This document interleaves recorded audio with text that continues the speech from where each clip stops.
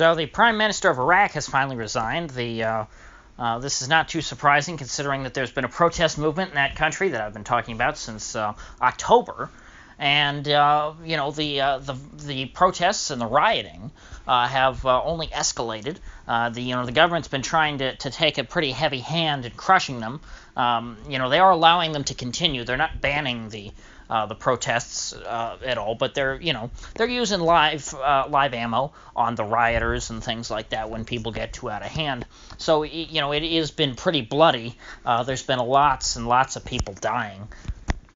And so it was only a matter of time before this PM was ousted, probably by members of his own party.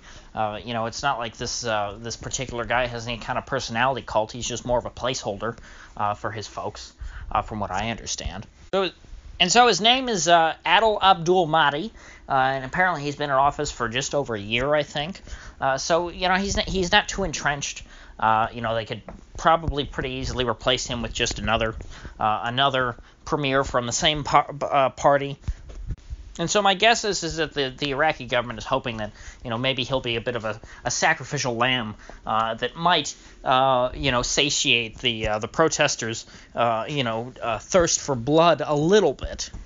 But I highly doubt that that's the case, because I never really saw too much protests that seem to be targeted specifically at this prime minister. It's not like say, with the Yellow Vests in France, to where they all just didn't like Macron, to where I think if Macron resigned and, one of his cronies took over, that you wouldn't, that might have a significant impact and, appease a lot of the Yellow Vest protesters. That wasn't the case here in Iraq, because it seemed to be that these people were pretty focused and that they were upset about the general rot in the Iraqi government, not just this particular prime minister, but all of them. They wanted to throw all of the bums out. And so I don't think this resignation is going to put any dent in the protests. If anything, I think this is just the prime minister honestly throwing up his hands and saying, hey, I don't want to deal with it anymore.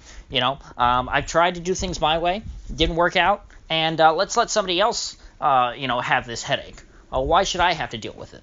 I don't think that this is necessarily a guy who's being torn away against his will. I think he's probably going to be genuinely happy to go back home, or at least go back to retake his seat in Parliament and not have to deal with managing this whole crisis.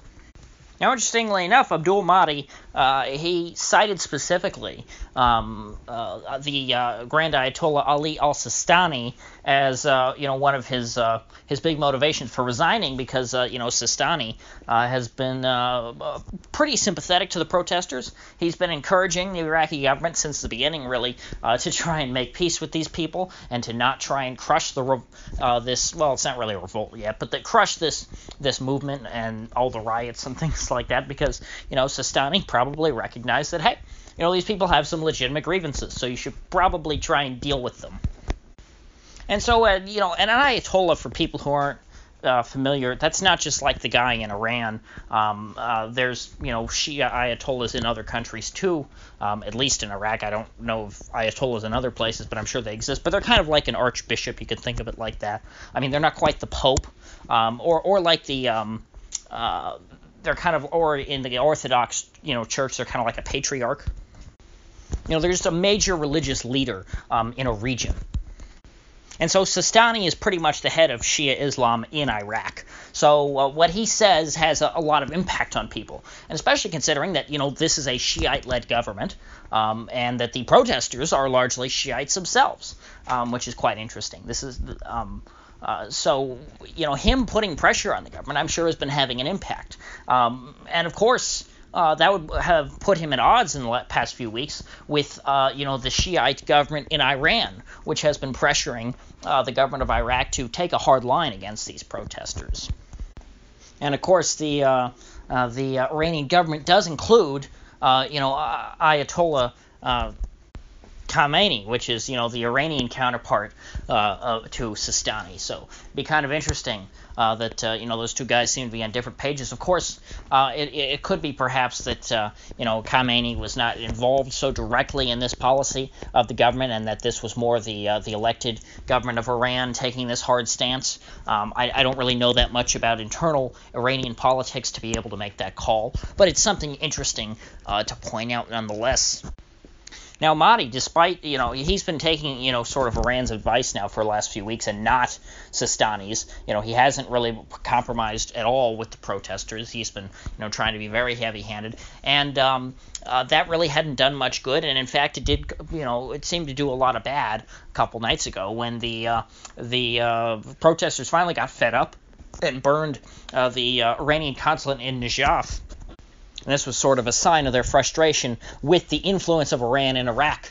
They went up to the building and tore down the Iranian flag and hoisted up an Iraqi flag, kind of saying like, hey, this is our country. You guys need to get out and stop meddling with our business and telling our government what to do. Stop encouraging him not to negotiate with us, because this is between we, the Iraqi people, and them, and they, the Iraqi government. It has nothing to do with the Iranian government. So they were quite miffed with that. Now, the Iranians are not happy either with what's happened, because they look at the failure of the Iraqi government to defend their consulate as a major insult, because of course it is a responsibility of whatever the host government is to protect consulates and embassies of, foreign countries, so that, to keep diplomacy moving. I mean, that's one of the basic fundamental foundations of diplomacy, is that, you make sure that these people are protected. That's why it was such a big deal back in, 1979, when Iranian protesters who were mad at the American government for supporting the Shah and, not supporting their protest movement, stormed the U.S. embassy. That was a big deal at the time. And so, Iran, it's kind of funny, now the Iranian, revolutionary government is dealing with the same problem in Iraq, and they're quite upset. They don't like it when it happens to them. And so now, despite the fact that, Abdul-Mahdi's government wasn't able to protect the Iranian consulate, and that the Iranians are quite mad at them, and in fact blame Abdul-Mahdi for not defending their consulate, and have pretty much, not being too supportive now of him, and are not backing him as strongly as they were. It was not because of lack of trying. Abdul-Mahdi's people tried their darndest to protect that consulate, and in fact they opened fire onto the crowd of rioters who were running at the consulate and killed 28 people. Actually, it was 24, only 24 in Najaf, but 28 people total that night of protesting across the country. There were 4 other people who were killed in Baghdad, but that's unrelated to this. And so, so if you're keeping score at home, Sistani never really supported the government in this. He always said, hey, you should listen to the protesters. Iran, until this embassy fire, this arson attack, they were, on the side of the government. Now they're not. The aftermath of this whole, killing of 24 protesters and opening fire on unarmed people, that's not really helping Abdul-Mahdi look good either. Things look pretty bad. So this was probably a good time for him to step aside, and I think he knows that. So it'll be interesting to see what the next guy comes in. I'd imagine that he won't be too much different from Abdul-Mahdi. He'll just be a different person. So I expect that these protests will continue, and I will be following that very closely. So if you get anything of value out of this video, I'd appreciate you clicking that like button and sharing this video. And if you haven't already, please do hit subscribe, because I do upload every day, and I'd hate to have you miss one. So I'll see you folks back here tomorrow.